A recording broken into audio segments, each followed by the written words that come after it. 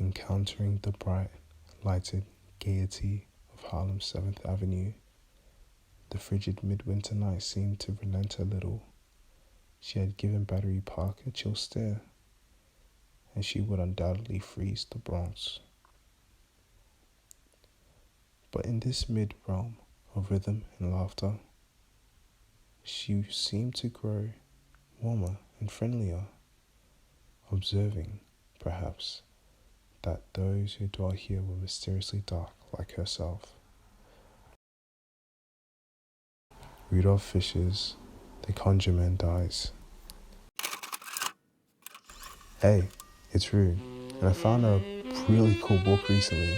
It's basically about a local foreign magic man who ends up being found dead by one of his clients, and the eventual the pairing of a doctor and police detective investigating quirky suspects and the whole interesting scenario shebang to find out who did it.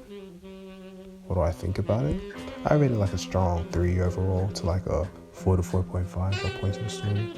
But there is a random moment that I feel like is a small tad drop to 2, just because it was not relevant at all. Could have been cut out and the story would have been fine. Otherwise, on my recommendation rating to the audience,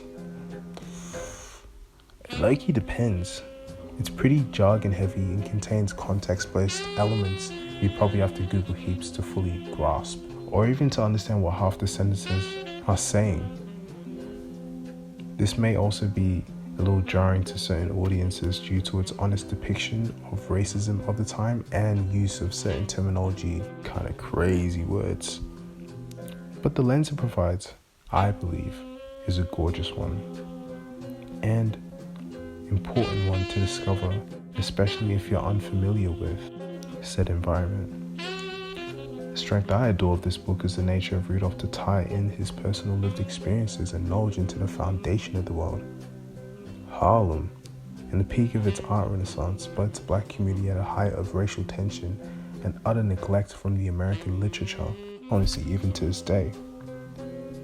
One thing Rudolph Fisher was very familiar with and very equipped with was giving an opening eye to an honest depiction of the identities of those who were living life under different conditions, different identities, and unique lived experiences. As he seemed to be a person in community, but also seemed to be a person who wore multiple hats in the arts in this specific era of history. But who is he? What's the importance of this story to him? The dude was literally the embodiment of the Harlem Renaissance, I believe.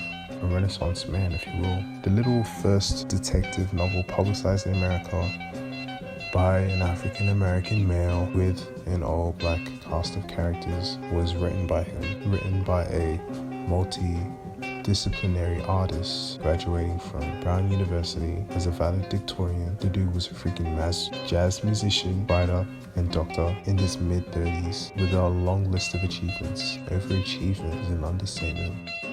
Now he sadly passed 2 years after his release of The Conjure Man Dies due to his constant exposure to x-rays from his radiology clinic, never being able to fully realize his desired trilogy of stories, continuing the novel into a series and a stage play adaptation of said series. But nevertheless, his work lives on, and so should the memory of him too. I give this book a double thumbs up and reckon you should definitely check it out. If anything, I believe you should also definitely check out Rudolph Fisher and any of his other works you can grab your hands on.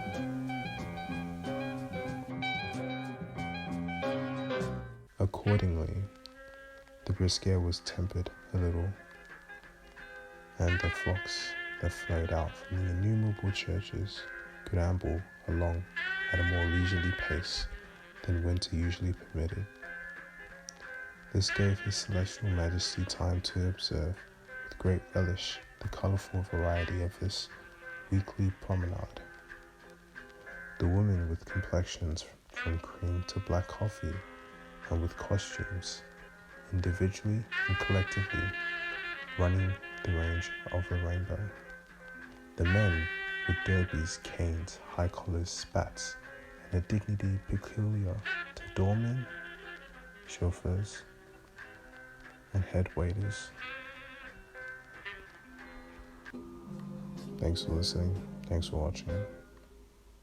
See you at the next Vibration Radio's post. Peace and love.